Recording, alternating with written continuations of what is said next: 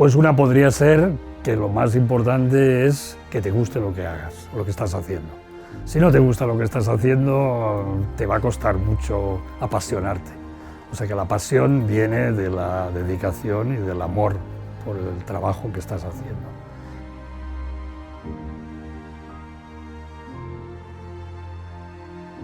Y es muy bonito el poder pensar que has realizado tu sueño y que estás trabajando en algo que te gusta, ¿no? Pero sí es verdad que es muy sufrido, es súper sufrido. Y tiene que realmente gustarte lo que estás haciendo para poder el echar todo lo que has echado, ¿no? Esta carrera, la carrera del experimentador, es una carrera que requiere mucho trabajo y requiere mucho sacrificio.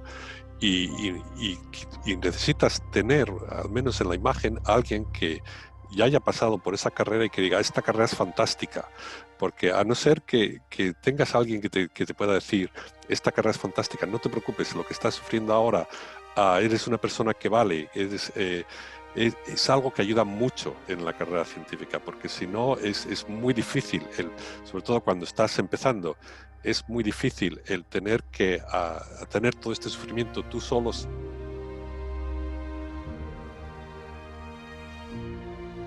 Uno tiene que hacerse la pregunta nadie te la tiene que dar. El científico tiene que hacerse él la pregunta, esa es su dignidad como científico, es preguntarse, no adquirir la pregunta de prestado de otro, sino hacérsela a él y buscar la respuesta. No buscar la pregunta y la respuesta desde otros sitios, porque entonces eso degrada tu actividad y tu dignidad como científico.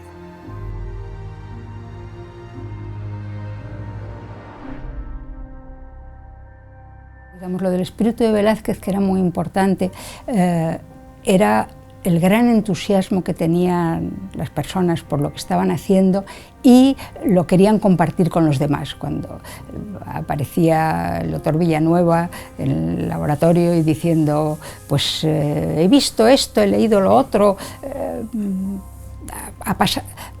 y no había digamos, competición entre los grupos, aunque entonces había muy poco dinero, pero de alguna forma no intentaba uno esconder lo que hacía del vecino, sino que se comentaba. Yo creo que era un espíritu muy entusiasta, muy colaborativo.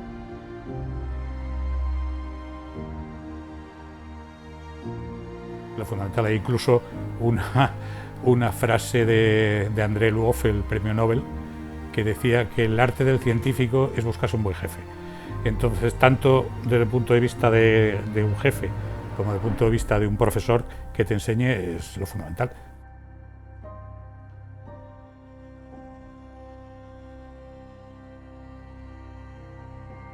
Que se asegure que tiene una gran vocación por esa disciplina. Hay muchas disciplinas muy distintas y que en el caso de la investigación científica es muy importante que le guste, porque tiene que vivir una vida muy intensa dedicada a esa disciplina.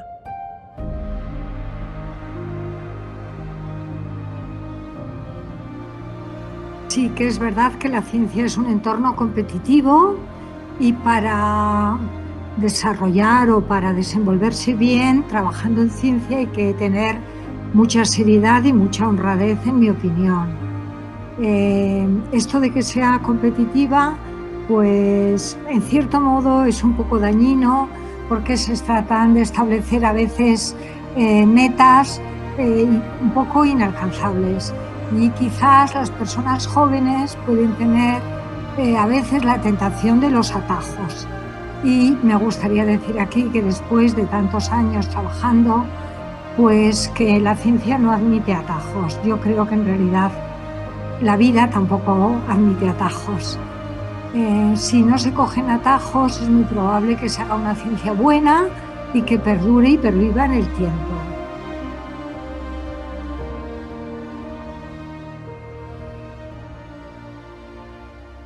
Lo de las listas de artículos y el índice de impacto ha sido nociva para la ciencia. De hecho, en muchos sitios ahora, en sociedades importantes, están eliminando el índice de impacto. Por ejemplo, la Sociedad Americana de Microbiología ya no tiene el índice de impacto en sus revistas ni lo pone.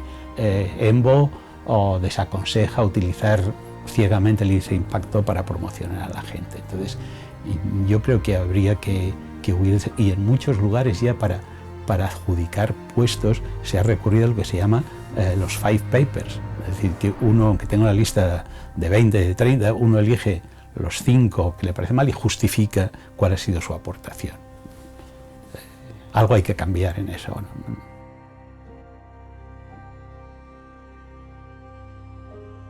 En el aspecto de la dinámica del trabajo, yo lo más gratificante de ese trabajo es que uno está rodeado de mentes brillantes, y es una cosa que para mí me produce una grandísima satisfacción. Por otra parte, está rodeado de gente joven. Eso yo creo que según uno va avanzando en su carrera, pues se da cuenta de lo importante, ¿no? Yo siempre he sostenido que la creatividad es algo que termina a los 35 años, ¿no? Entonces, si uno mira los grandes descubrimientos en la historia, la mayoría lo han hecho personas entre los 20 y los 35, ¿no? Luego les han dado los premios Nobel a los 80, ¿no? Pero los descubrimientos seminales se hace cuando la gente es muy joven, pues porque uno tiene las neuronas más en su sitio, porque tiene, en fin, hay toda una biología detrás de la creatividad que está en su punto álgido en ese periodo de tiempo, ¿no? Entonces, luego a partir de los 35 o a partir de un poquito más, pues entonces uno tiene la experiencia, tiene los contactos, tiene las lecturas, pero necesita succionar de su alrededor las ideas. Y yo creo que he tenido la suerte de ir montando equipos de investigación en los que hemos formado una simbiosis muy buena entre mi experiencia y mis contactos y tal, y luego las ideas que surgían de la gente más joven, porque la biología impone que la mayor creatividad venga de la gente joven, no de la gente un poquito más mayor, ¿no?